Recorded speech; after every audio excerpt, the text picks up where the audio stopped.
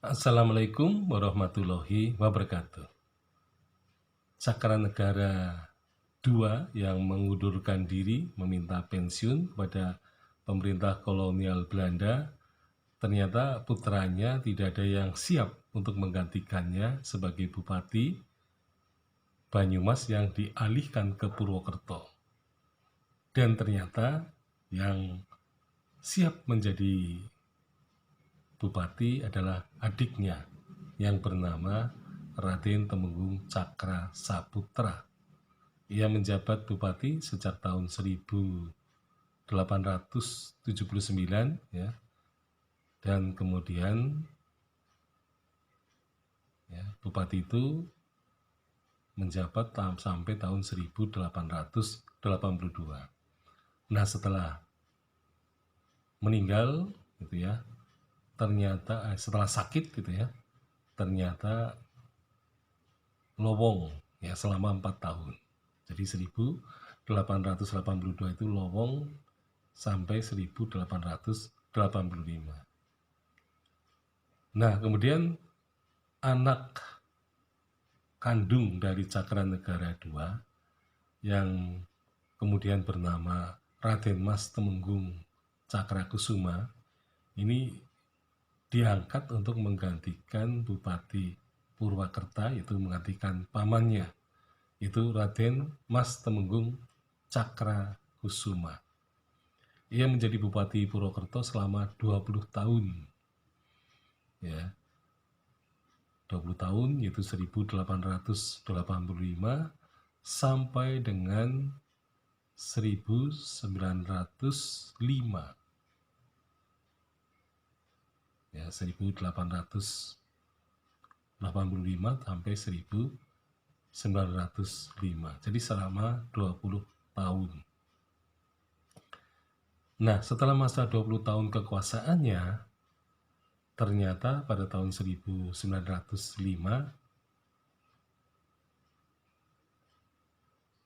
Raden Mas Temenggung Cakrakusuma ini pensiun. Jadi pensiunnya ini termasuk ada berita yang istimewa ya, karena Belanda mempersilahkan Raden Mas Temenggung Cakrakusuma untuk tinggal di kota Cilacap ya, untuk menikmati masa pensiun gitu ya.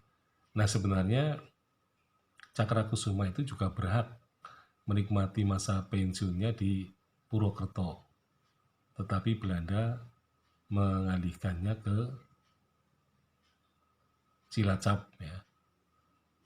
Nah, kemungkinan besar mengapa ke Cilacap, karena keturunan Cakrakusuma ini memang belum siap untuk menjadi bupati di Purwokerto, sehingga kemudian muncul pamannya yaitu yang bernama Cakranegara III ini menjadi bupati Purwakarta selanjutnya.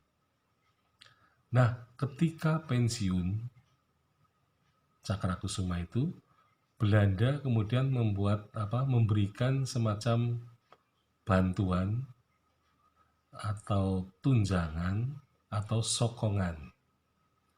Nah, sehingga Cakrakusuma ini diberi sebutan ya, Bandoro Kanjeng Onderstan.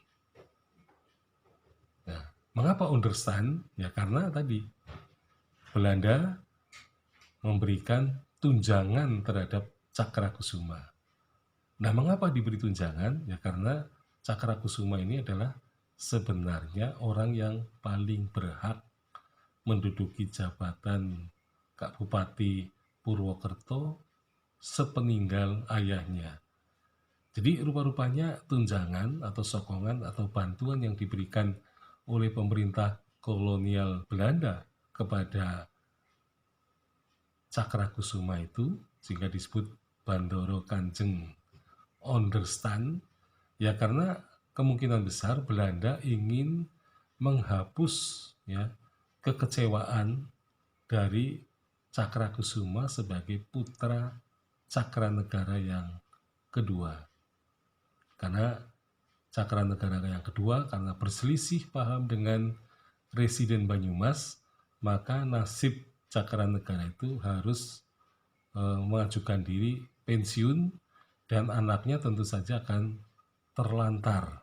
Nah, makanya kemungkinan besar mengapa Cakrakusuma itu diberi tunjangan atau sokongan atau bantuan setelah pensiun, karena Belanda sebenarnya membayar ya kerugian dari Cakrakusuma sebagai putra dari Cakranegara, dua yang terpaksa harus keluar dari birokrasi kolonial.